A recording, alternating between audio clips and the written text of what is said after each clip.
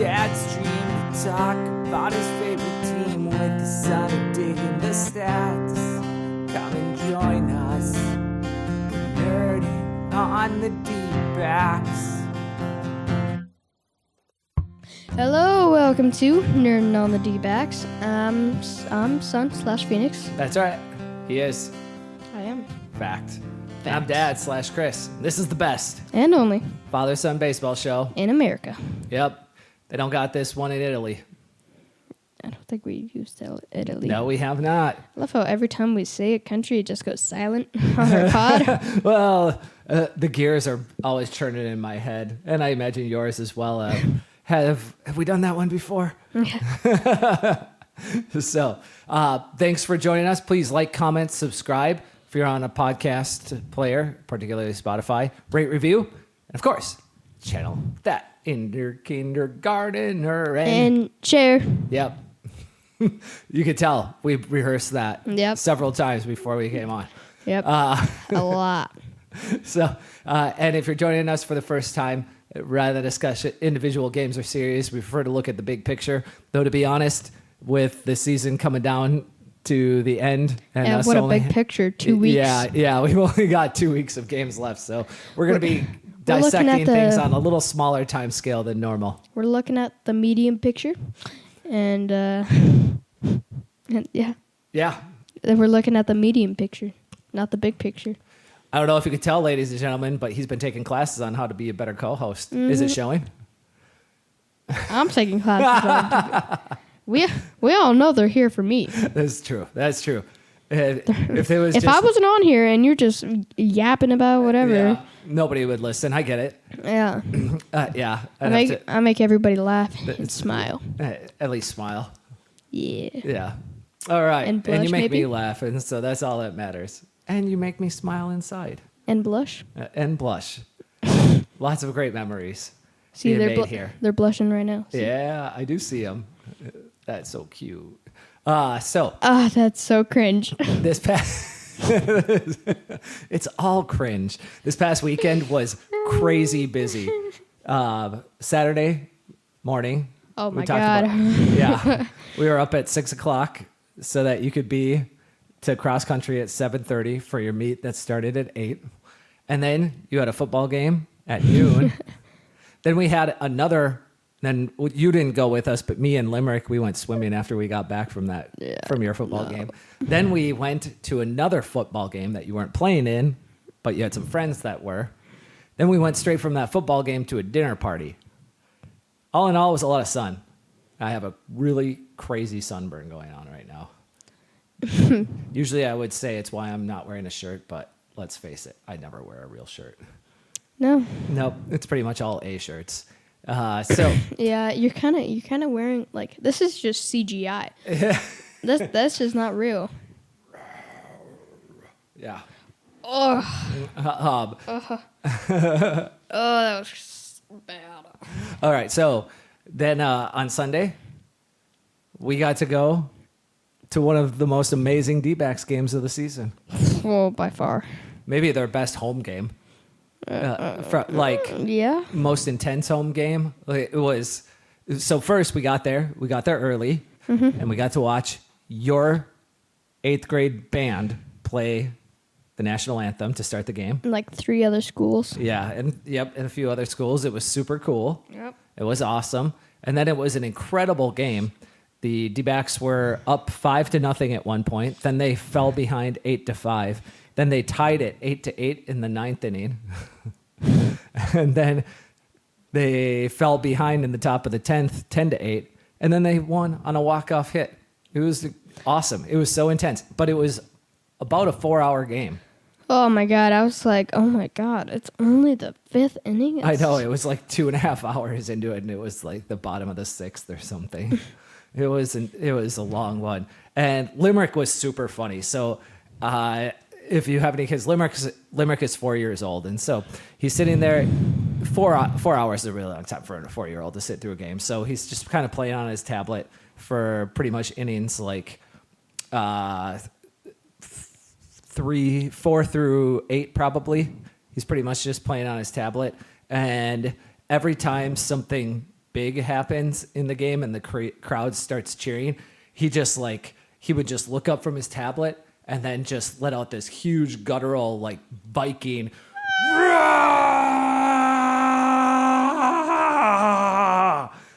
And then he'd just go back to his tablet and start playing.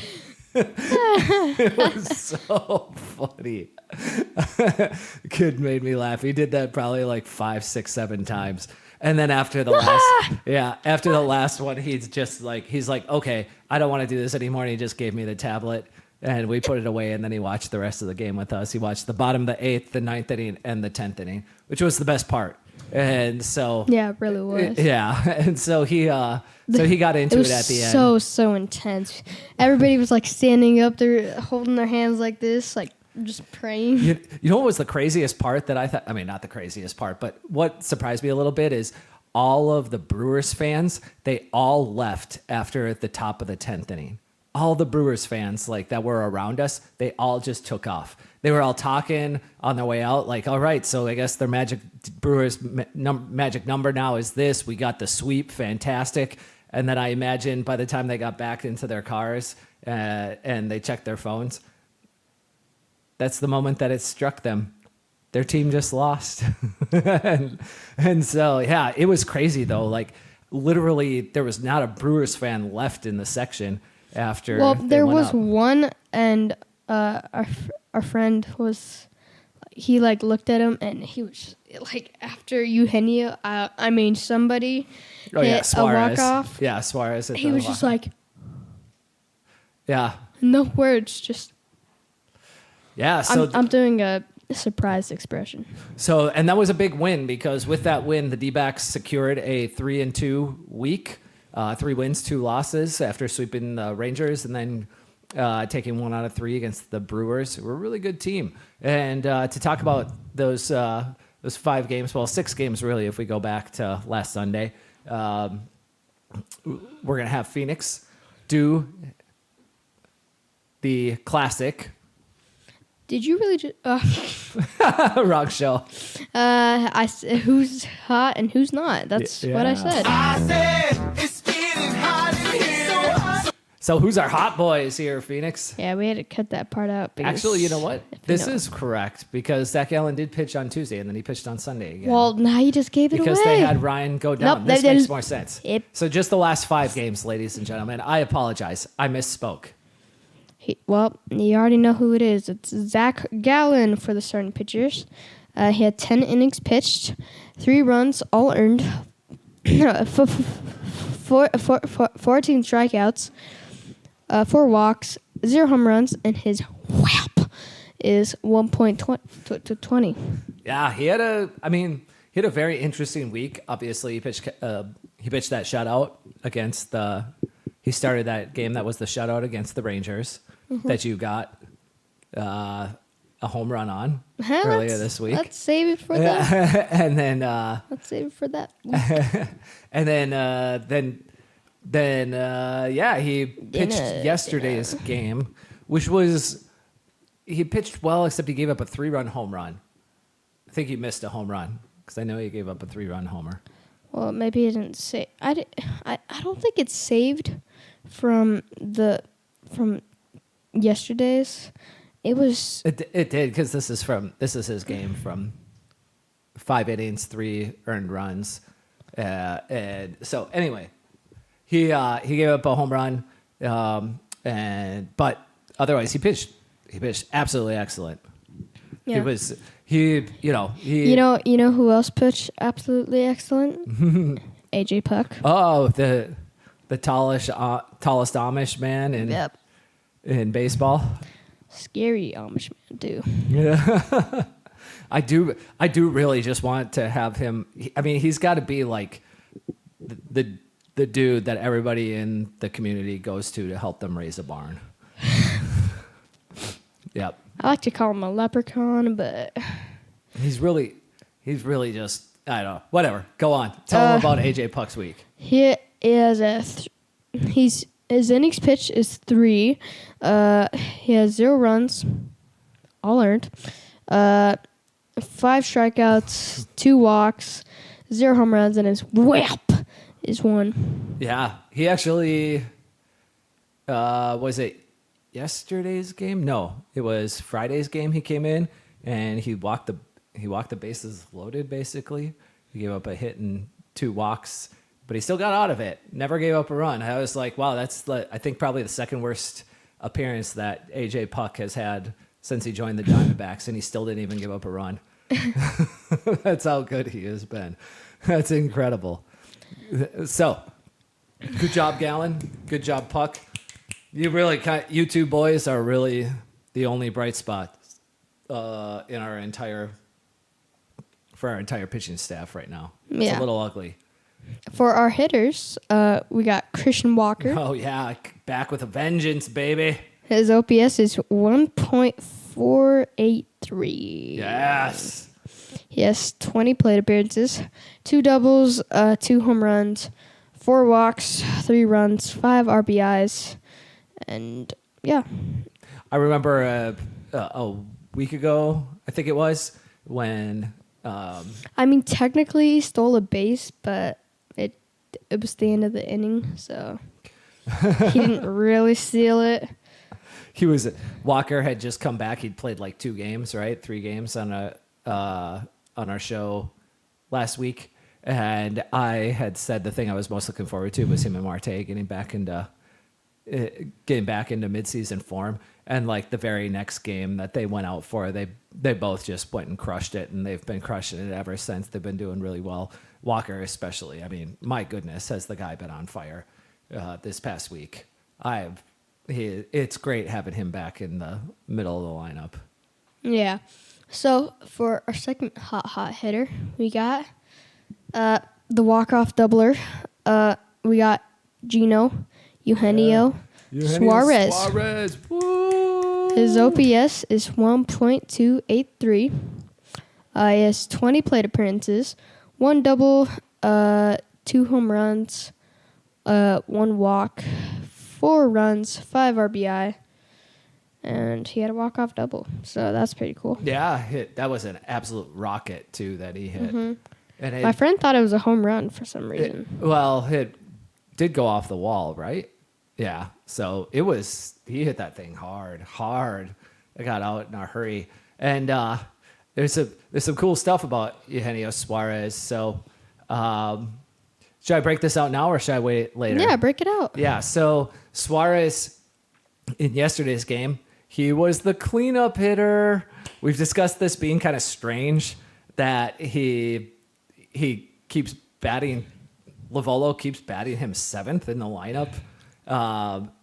And at the same time, simultaneously, it not really mattering that much. But I mean, he's since July 1, he leads the National League in work plus. So basically, he leads the National League in OPS. He's 7th in all of Major League Baseball. He leads all of Major League Baseball in RBI since July 1st. And he's tied for the Major League lead in home runs with Aaron Judge and Brent Rooker. He leads the National League in home runs. And despite him being the best hitter in the National League for basically the last 2.5 months, Torrey could not find a way to have him bat higher than 7th in the lineup, which is just bizarre. The dude should be batting. All love to Christian Walker. He should be batting 4th. And that's what he was yesterday. Christian Walker was batting 3rd. Against lefties, absolutely. Christian Walker should be batting 3rd, and they should move Suarez up to 4th. And so I'm happy to see that finally happened. Honestly, it ended up making a huge difference because Suarez was the guy up to win that game yesterday. Yeah. If Lovolo would have written his name in his usual 7th spot in the lineup, Suarez would have never had that opportunity, and we may not have been going home with a W because Suarez also had an RBI in the 1st inning of the game as well. And so these things do matter. They may not matter much, and we joke about it being a big deal that has almost no impact on the outcome of the season, but maybe it does. Maybe it's more than we think. So far, research has shown that it doesn't, but maybe it does. And I just want to say it's good to see Torrey adapting his lineup to the recent performance of his players. It only took him about 12 weeks to come around on Suarez and finally bat him clean up. My God. Also, this was kind of a cool compliment. Joey Votto was recently on another podcast that I was listening to, and he named Eugenio Suarez best hugger in Major League Baseball. Woohoo! Whoa, yeah. So I propose a new nickname for Gino, and that is the Hugger Slugger. What do we think? Okay. Yeah. I think I might have to insert crickets into that spot after, You already did though. afterwards. So very cool. That's funny. So yeah, just so I just it's great to see Torrey finally moving Suarez up in the lineup. It's kind of ridiculous that he's been batting as low as he has all season long, with with him literally being the best hitter in the National League, and that Torrey couldn't find a way to bat him higher than 7th is kind of an indictment on Torrey and his management style a little bit. Again, one of those things that probably doesn't matter much. It's just kind of stupid. Yeah. So back to the who's hot and who's not. So now we got to go to our sad boys. No, not our sad boys. Our ice babies. I love it. Yep. So they're not boys; they're babies now. Yeah. Okay. Yeah, because they're iced out, Yeah. but not in a good way. No, not at all. So No. tell us, who do we got that's got been a bit of... Brandon Fott, who's been absolutely amazing. Tell me if the stat line is good. 1.2 innings pitched, 8 runs. I'm going to say this again. 8 runs, 8 earned, 0 strikeouts, Oh, gosh. 3 walks, 1 home run, and his WHIP is 6. Yeah, so Fott's been struggling in general recently. He's been getting... This is the weird thing about this game. I'm willing to kind of write off as an aberration, because one thing Brandon Fott does is he strikes out lots of guys. I shouldn't say one thing. One thing, the things you can kind of expect Brandon Fott to do when he pitches, he's going to strike out lots of hitters. He's not going to walk barely anybody, and he's going to give up a lot of loud, hard contact, because that's what Brandon Fott does, because he's constantly throwing the ball in the strike zone. That he walked 3 guys in 1.2 innings, didn't strike anybody out, says to me that he probably just didn't have his stuff. It was probably the worst outing, definitely his worst outing of 2024, and probably his worst outing as a D-back in the last 2 years, basically since he came up.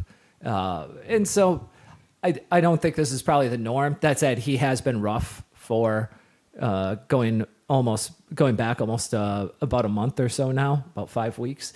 And he's really got to pick it up if he's going to be a part of the playoff rotation, at least part of the top 3 in the playoff rotation. Yeah. So for our relief, Not the arm rotation. You guys can't see that, so let's just move along. it's like popping. So for the relief pitcher, we got the Ginkatron, the Gink and the Stink, the Ginkle, the wrestler WWE champion, the Gink. Let's see, what other what other just tell 'em nicknames? about the performance? Well, I thought they wanted to hear the nicknames and not the stats. Maybe. He had 2 innings pitched, 4 runs, all earned, 3 strikeouts, 2 walks, and 1 home run. And his WHIP is 3.50. Yeah, I actually thought this yesterday when we were watching the game, that the D-backs had Ginkle come in, give up 4 earned runs, which is how they ended up going. Part of how they ended up going from 5-0 to 8-5. Giving up 8 runs in a row was Ginkle, and that they had a game in which Ginkle came in with the lead and he gave up 4 runs, got absolutely blown up. Maybe probably his worst relief appearance since April, and the D-backs still won. is a really, really big advantage to this team to not lose a game where one of your three best relievers, I would say, definitely one of the three best relievers on the team ends up getting just completely blown up and you still win is huge. So I'm not too worried about Ginkle. This is the risky run with relief pitchers. They're going to even the best relief pitchers in baseball. I mean, like in modern baseball, unless your name's Mariano Rivera. Who? Mariano Rivera. He's the only. Oh, Mario? He's the only player in Major League Baseball history to be unanimously voted into the Hall of Fame. Every single voter said yes, Mariano Rivera is no other player, not even like Babe Ruth, Hank Aaron, Willie Mays, none of them had 100%. Mariano Rivera did. It's so crazy. So yeah, Rivera just never let anybody ever get on base ever. It was the weirdest thing watching him pitch. And so yeah, that every once in a while, the best relievers are going to go and get blown up. Very few players go on streaks like AJ Puck does. And very few guys are like Justin Martinez. Justin Martinez, he actually gives up a fair amount of runs, but he only gives up one at a time typically. Like, it's really incredible. He almost never gets blown up. He just constantly, but he gives up a run every like 3 outings. And so I don't know what's best. If you go Ginkle, where you go like 7 outings without giving up a run, and then you give up 3 or 4 in one outing, and then you go another 5 to 8 outings without giving up a run, and then giving up 3 or 4 in one game. It's hard to say, but he did it, and they still won. That's awesome. Yeah. So for our only hitter, we have Jake McCarthy. That's right. His OPS is .325. He has 22 plate appearances. And this is another boring stat line. 0 doubles, 0 triples, 0 home runs, 0 walks. But he does have 3 runs. 0 RBI, 0 stolen bases.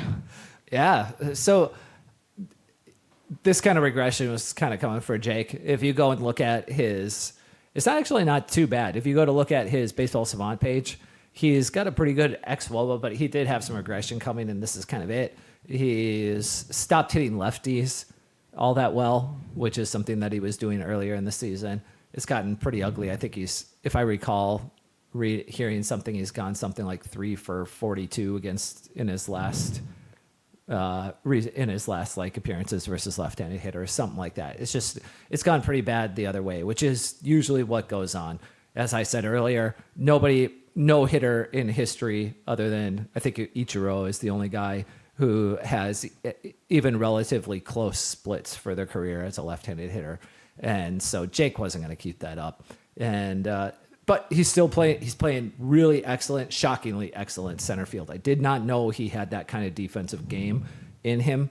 And I would guess, based on the fact that that earlier in the season, when Alec Thomas was out, Corbin Carroll was going to play center field, and Jake McCarthy was playing right field. I'm guessing the Dbacks didn't think Jake McCarthy had this kind of defense in him either.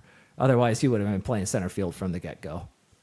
So that part is great. He's still a valuable piece, even when he's not hitting. And I love all of his, we'll call it antics in the batter's box.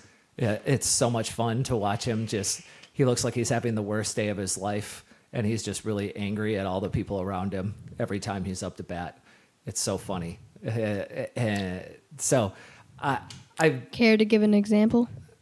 he just like he'll walk around. He'll just kind of like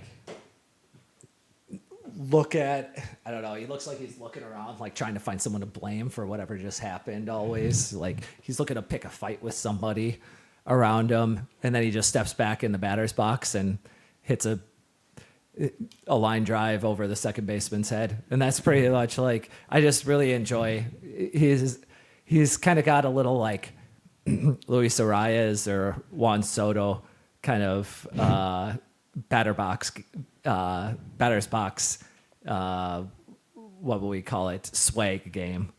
And so I really enjoy that a lot because that's something that you don't see it. Baseball needs more of it. And I love that he's bringing that to the game, even when he's not hitting well. It's super fun. So those are our cold boys. Yeah, I will say it's fantastic that we've only got one cold offensive player. I know we could have possibly put Jose Herrera on there, who's got like a 580 OPS, but I'm just like, 580 OPS is kind of what you expect from Herrera. That's not really cold. That's just Herrera. And the lowest guy was 500, and the guy with 500 had like 2 plate appearances. Yeah, right. And then I also want to give a shout out because he didn't get included on this, and I get it because of the plate appearances. Randall Grichuk had a sick week. He had like a 2.25 OPS, but he only had 8 plate appearances. But he hit 2 home runs in those 8 plate appearances. He's obviously hurt in some fashion because he didn't start yesterday's game, which was against a lefty. They had Pavin Smith start out in left field instead of Grichuk. Grichuk came on as a pinch hitter, and as soon as Grichuk got to first base, they ran a pinch runner out there for him. So obviously is not feeling well. Kevin Newman, shout out Kevin Newman. He got his first big league action in the outfield since 2019. He played left field yesterday for like 4 innings. He looked like a new man. Yeah, he looked like he'd been playing left field his entire life. He did a great job out there. I was very impressed. So, yeah. Well, good job, Phoenix. Thanks for bringing our Who's Hot, Who's Not. Yeah. Woo! Yeah. All right, so let's talk a little bit about this team. The season's getting extremely tight. The standings say the D-backs have how big of a lead, Phoenix? A 2-game lead. Yeah. So, but I want to talk about that a little bit because here's the thing. It's really a 1.5 game lead because it's the tiebreaker. You pretty much got to subtract half a game on the lead displayed that the D-backs have over the Braves and Mets because both of those teams have the tiebreaker over the Diamondbacks. So if all of those teams finish with the same record and the Padres retain the first wild card spot, the D-backs are out. They're not playing in October. So they really don't have a 2-game lead. They have a 1.5 game lead. And yeah, like I said, you can really just subtract half a game from the lead that they show for the D-backs for the rest of the season. And that's going to be more accurate as to what their where they are in the standings to make the playoffs. Not necessarily what they are in the standings by record, but what they are in the standings for playoffs. And I actually have been looking at the playoff odds, and they have the odds for the D-backs. All 3 of the major outlets with this information, Fangraphs, Baseball Reference, and Baseball Prospectus, I believe it is. All 3 of them have the D-backs, give or take 90%, right? And I'm just like, I don't think that can be accurate. I don't know this. I can't imagine that those projections account for tiebreakers because tiebreakers never existed in Major League Baseball to qualify for a playoff spot until last season. Last season was the first season that they introduced tiebreakers into it. I think it was last season. Maybe it was 2 seasons ago. But prior to that, if 2 teams were tied, like potentially the D-backs and the Mets tie for the 3rd and 4th wild card spot to finish the season, let's just say, they would play one more game against each other head to head to determine who went into the playoffs. And it was super fun. Just one game. It was super fun. They called it Game 163. And so Game 163s are super fun. It almost doesn't matter who's playing it. It's never going to happen again, unfortunately, if they continue with this playoff format. But Game 163s used to be so much fun to watch because it's just, you're watching Game 7 of a playoff series, basically. And it's just so rad. Every single player is, potentially going to be in the game. Every pitcher has to be ready to go on the roster. It's just so much fun watching that game. So because of that, the D-backs, I would really say, again, subtract half a game for their wild card lead as you're watching, because if they end up getting tied with either of those teams, it if they end up getting tied with both of those teams, they're going to end up out of the playoffs. So they've really got to keep the pedal down. And it's not going to be easy because the rotation took some hits this week. Of course, we talked about Fott having the worst start of his career, or arguably the worst start of his career, definitely the worst start of his season. Ryan Nelson, who's been their best pitcher for pretty much the last 3 months of the season, went on the injured list. That's not good. That's you've said in August. Pitchers break. Yeah, pitchers break constantly. And so Jordan Montgomery is now back in the rotation because of that. Yulber Diaz, he got called up to take over that long relief role that Monty had, right? Yeah. And he pitched well on Saturday. He pitched 4 scoreless innings, 4 innings, 1 run, I think. 4 innings, 1 run. And now it seems like the right time. I wanted to talk a little bit about this with him coming back up to the majors, talk about his journey to Major League Baseball, because it's a really crazy story. I'm not going to say it's the craziest story I've ever heard, because let me tell you, there's this guy named Sin-Shu Chu, and he's played for a variety of teams in the majors, but he actually, in 2010, he's from South Korea. South Korea has mandatory military service, so you have to go do, I think, 2 years of military service, sometime before like your 26th birthday. You have to start it. And so Sin-Shu Chu just came over to the United States to start playing baseball, and the South Korean government made an exception for Sin-Shu Chu, saying that they had the Asian World Cup, or the Asian Cup. It's a tournament of all the Asian countries. And they said, I'm pretty sure it was the Asian Cup. And he said, the government said that you need to participate with Team South Korea in the Asian Baseball Cup, and you need to win the championship for South Korea, or you will need to fulfill your military service obligation. And so he went through this tournament basically to play himself out of military service. How crazy is that? That's a nuts story. So yeah, he would have just had to go home. He was still under contract with a Major League Baseball team, but he would have just had to leave and go join the military. Yulber Diaz, let's talk about Yulber Diaz's story. When he was 16, so most of you watching this probably don't know or listening to this. I don't know how much of a baseball fan you are. Most players from foreign countries, unless they have a pro league in them. So if it's if they have a full season pro league, so like NPB in Japan, KBO in South Korea, Cuba. There are some exceptions to these, but for the most part, when players get signed by major league teams, they almost always get signed before their 17th birthday. And if those players are not signed by their 17th birthday, it's almost impossible for them to get signed down the line again, just because they don't have the resources, they don't have the leagues to play in, so that they can demonstrate how much better than they are than the competition, all of that sort of thing. So Yulber Diaz turned 16, and he didn't get signed to a contract. So what he did is, when he turned 18, he moved from Venezuela. He went to he went to Colombia and Ecuador, where he was selling energy drinks on the side of the road. Colombia, where he was washing windshields on the side of the road, just to make money, just so that he could eat. And then he made it to Peru, where he started selling ice cream on the side of the road.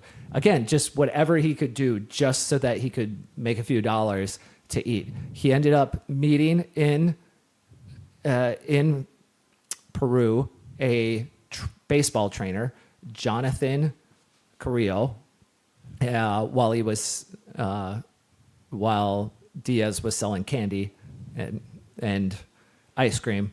And so Carrillo, he was still going. I guess Diaz was still throwing at a local fields, and Carrillo saw him, said that he should try out baseball again. So he got some money, and then he traveled back to Venezuela at 18 years old, or at 19 years old. And then at 20 in March, he made it to the Dbacks Dominican training facility. And at the Dominican training facility, he tried out. They said, "Yeah, looks good. Let's put you through a physical." They put him through a physical. This is about March 12th. Physical came back. They were good on like March 15th, and that's when COVID hit. And so they never issued him a contract. But he also couldn't leave. So he stayed at the academy, and he just kept working on his pitches. It was the first time in his life, basically, that he got meals every day, so he got to eat like a normal person, and he had a weight room to work out in, and so he couldn't have access. There were none of the team's coaches could help him at all in that time, but he was able to continue to work. And then again, the signing window got pushed back. He was going to get signed in July. It got pushed back to January the following year, 2021. So in January, he finally got signed. Actually, February of 21, he finally got signed when the signing restrictions were lifted. And yeah, so that was, he worked his way up from there over the last few years now. And here he is with the big league team, throwing great innings for the team, or really good innings. For being 24 years old, he looks like a kid with a future in Major League Baseball. I like that part. It's a good story. Ends with a happy ending. That's right. And so yeah. And then, so that's awesome about Yolber Diaz. In other news, Dylan Floro, he got DFA'd, who, if you remember, Dylan Floro was the trade with the Nationals, where he just walked across cleared his stuff out of the Nationals clubhouse and went into the visitors clubhouse. And then they traded Andres Chaparro to the Nationals for Dylan Floro, right? Mm-hmm. Chaparro is already up in the majors. He's got about 110 plate appearances, and he's got an above average OPS in those 110 plate appearances. It's not looking like a good trade for the D-backs. No, not at all. Chaparro would have potentially made a really good piece for the 2025 season, depending on what happens with Christian Walker here. And so, yeah, a little bit of a bummer, but it is really surprising because Floro was pretty good for the Nationals, and he's been pretty good for most of the last 8 years of Major League Baseball. And man, I know I say this a lot and you always joke about it, but he fell off the proverbial cliff like within a week of joining the D-backs. It was so crazy. Is he okay? Yeah, no, he's not. He's probably going to be out of baseball. His career might be over. Oh my God. His velocity just, it fell like a mile and a half, 2 miles per hour. And he already wasn't throwing hard, and so he's just getting smashed. There's no way around of course he's getting smashed by that cliff. The floor, falling down. Yeah, the cliff. Okay, so Gabby also returned, and Gabriella, and he's didn't play defense, but he did pinch hit in Sunday's game. He is in the lineup for Monday's game as the starting catcher, so that's pretty awesome. And like I said, we didn't see anything official about Grichuk, but because of the way that he was used in yesterday's game, I definitely assume he's got some sort of boo-boo and hopefully he's back to full strength pretty soon. And then we talked a little bit about the first and third situation, right? With Corbin Carroll a couple weeks ago, and how Carroll just stayed at first. Well, there was a really, really great play. If you remember, I talked about. Do you remember what? I remember the play. Do you remember Sam Miller's? Do you remember Sam Miller's Substack? The name of his Substack. Do you remember what I told you it was? It's called Pebble Hunting. Do you remember that at all? No, you did not tell me about that. Yeah. Well, we talked about it on the air or on the show a few weeks ago. So Pebble Hunting. So Sam Miller looked at first and third situations and how high of a success rate stolen bases have on first and third situations. And basically, you should be running. The runner at first base should pretty much be running to second base on every single first and third situation that you have, especially if you have less than 2 outs. And so in this game, the one that fought through is the only bright spot of the game at all of his performance is that there was a first and third situation, and it was a double steal attempt, which is what you have when the runner from first takes off for second. And then as soon as the ball is thrown by the catcher down to second base, the runner at third takes off for home. And so instead what happened is Adrian Del Castillo was playing catcher. He threw the ball. Tell him what happened. I can't remember. Oh, Adrian Del Castillo threw the ball like he was going to throw it down to second, and he threw it and then caught the ball on the pitcher's mound. And he turned and threw it to third base, and they got the guy out at third base. I don't remember that at all. Yeah, it was awesome. It didn't really matter that much in the grand scheme of things. However, now because Diamondbacks did this, so it's going to put that in the minds of all of the managers for all the other teams. If you're playing the Diamondbacks now, you have to be careful about first and third steal situations because they've shown that they're going to do things a little different to try to get that out. I've actually never seen that play in the majors before, where they throw the ball, they fake the ball down to second, where the pitcher cuts it off and then throws to third base. You see it all the time in college and in high school levels, but I don't remember ever seeing it in the majors. I'm sure it's happened. I'm sure I've seen it. I just don't remember. It's been so long. But it's great to see them trying something different, thinking outside of the box at the major league level. And like I said, it gives the other team just a little more hesitation at trying to make that first and third steal attempt. So yeah, that's really it. I love that play. I hope to see that happen more in the majors. It's more fun when things like that happen. So yeah. So what are you most looking forward to, Phoenix, here in the next couple of weeks, next week or two, as we go make our run for the playoffs?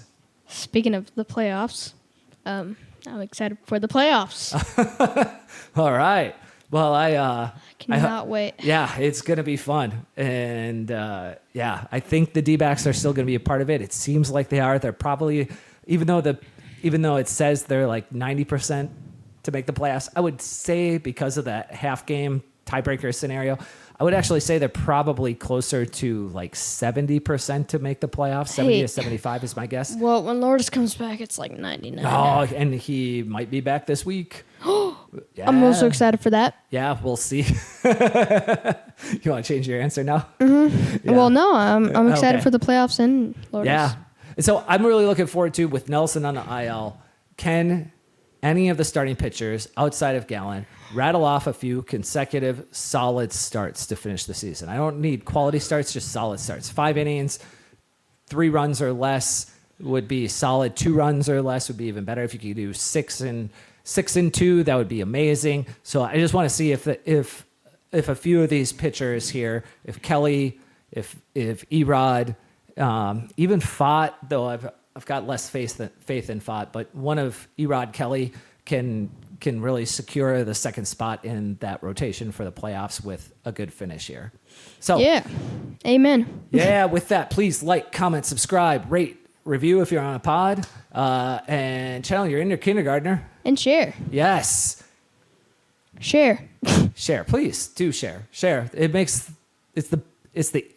it's the only way really our podcast grows is by you who are listening to this sharing.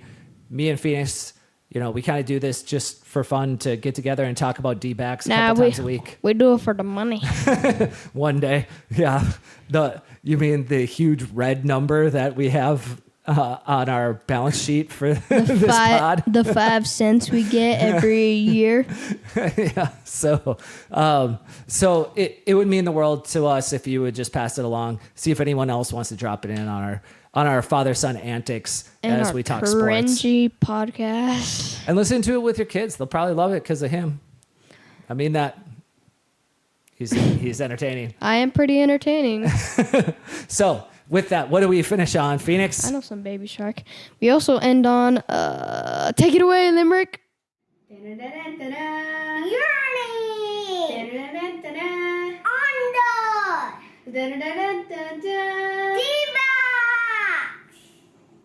Woo!